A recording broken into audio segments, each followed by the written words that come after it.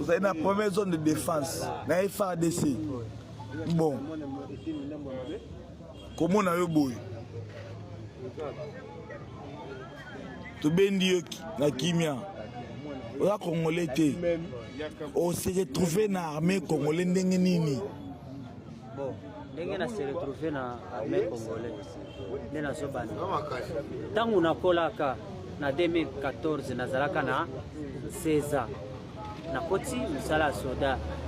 Makoti ngaka ndenge wana ngape na yebaka te. Pona kota kutu na pesa na mbongo 5000 francs. Pona banda kolinga musala soda mingi. Mais na yebaka nzela yango te. Na yebaka te ke komelanga na niveau. Sikoyo tangu nakota wana 2014 tomata toye na Kinshasa. Comme na Kinshasa tokei Maluku. Maluku tosali défilé. Tosilisi défilé toye awa na nini na tribune en face na tribune wana. Wana chef de l'état congolais Zaki nani?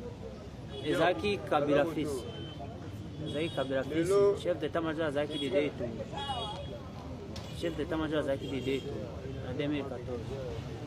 Leo ye ukoma soda. Nakenda kitona na sali formation. Kenda kitona na sali formation bambangu banini. Acha mngongo. Balimbia. Ya bongo.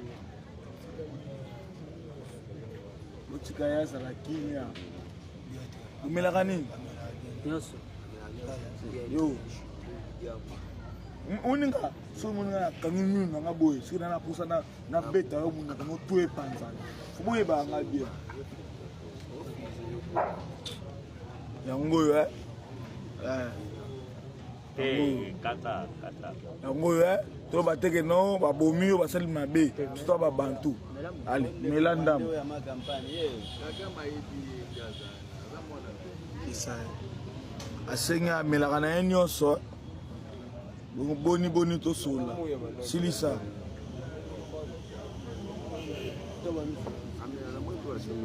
question biso ezali boye biso tozali bakongolais toza babantu tozaka likambo na mutu te boni ozali tuti ozali utu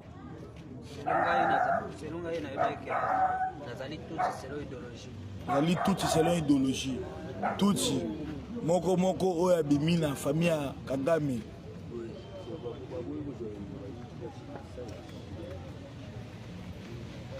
Ça je vois tout le monde awa ozo ba tout ba ça awa.